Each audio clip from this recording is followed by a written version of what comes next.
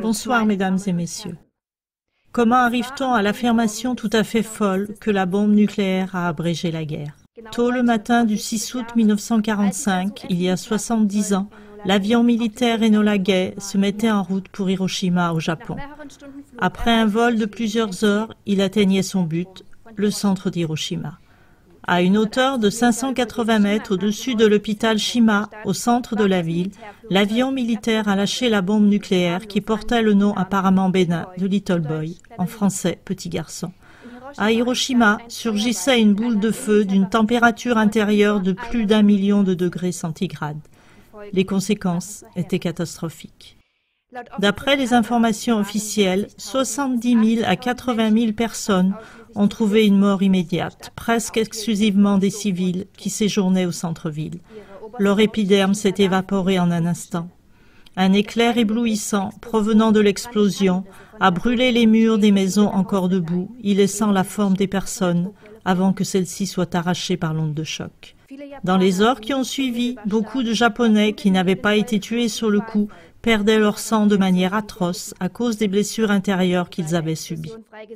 Dans les semaines qui ont suivi, la radioactivité dégagée lors de l'explosion tuait d'autres habitants en grand nombre. Selon des estimations différentes, 90 000 à 166 000 autres personnes auraient trouvé la mort jusqu'en 1946 à cause des séquelles. Des cancers, une conséquence à long terme de l'irradiation, ont fait souffrir des grandes parties de la population pendant des années. Selon une étude, 9% des cancers que les survivants ont eus entre 1950 et 1990 étaient une conséquence du lancement de la bombe. On appelle Iba-Kusha les survivants des bombes nucléaires au Japon. Ceux-ci et leurs enfants souffrent de dommages corporels à long terme, de handicaps et de maladies consécutives. Souvent, des troubles psychiques viennent s'y ajouter. Pour comble de misère, seulement 3 jours après, le 9 août 1945, l'armée américaine lançait une seconde bombe nucléaire sur Nagasaki, entraînant la mort immédiate de 22 000 personnes et au cours des 4 mois suivants, la mort de 39 000 à 80 000 autres personnes. Aujourd'hui, 70 ans après, beaucoup d'Américains croient encore à la version officielle selon laquelle les bombes nucléaires du 6 août 1945 sur Hiroshima et 3 jours après sur Nagasaki auraient abrégé la guerre.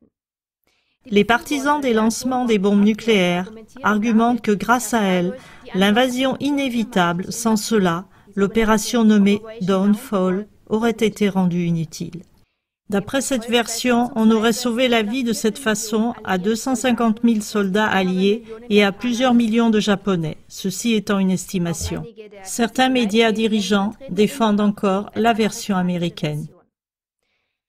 Par exemple, Anne Stein, correspondant du quotidien Die Welt, a écrit le titre suivant concernant l'anniversaire du 6 août. L'alternative aurait été pire.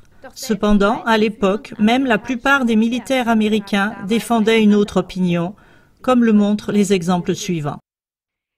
Dans leur exposé de juillet 1946, le groupe de recherche américain Strategic Bombing Survey arrivait à la conclusion suivante, je cite, « Le Japon aurait capitulé aussi sans le lancement des bombes nucléaires, à coup sûr avant le 31 décembre 1945. » À l'époque, le général Dwight Eisenhower, futur président des États-Unis, était commandant en chef des forces armées alliées en Europe du Nord-Ouest et pour une grande part responsable des planifications militaires américaines pour l'Europe et le Japon. À l'époque, il a expliqué ce qui suit. Les Japonais étaient prêts à capituler et il ne fallait pas les attaquer encore avec ces armes terribles.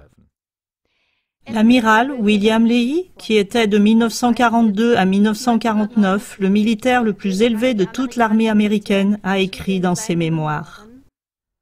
Dans ma perspective, la mise en action de cette arme barbare à Hiroshima et Nagasaki n'a pas du tout conforté notre guerre contre le Japon. Les Japonais étaient déjà vaincus du fait du blocus maritime et des attaques aériennes victorieuses avec des armes conventionnelles, et ils étaient prêts à capituler. Mesdames, Messieurs, on pourrait bien continuer cette liste comme cela est détaillé sous le lien suivant.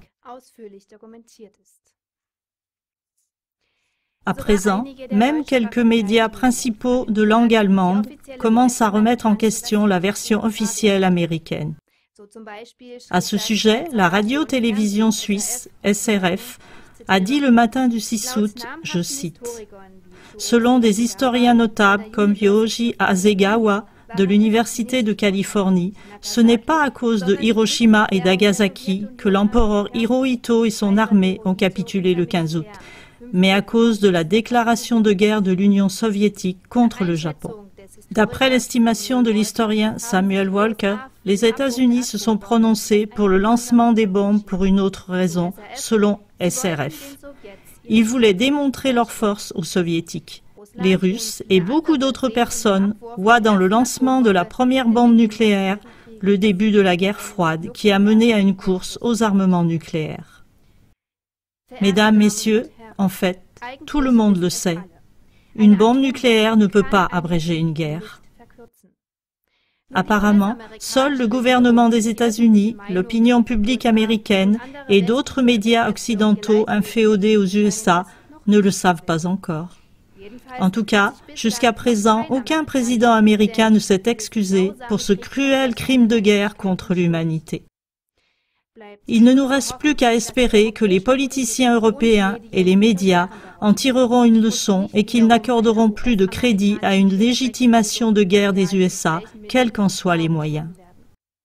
Puisse Hiroshima et Nagasaki être un mémorial, proclamant qu'on fera tout pour qu'une telle souffrance ne se reproduise plus jamais. Au revoir.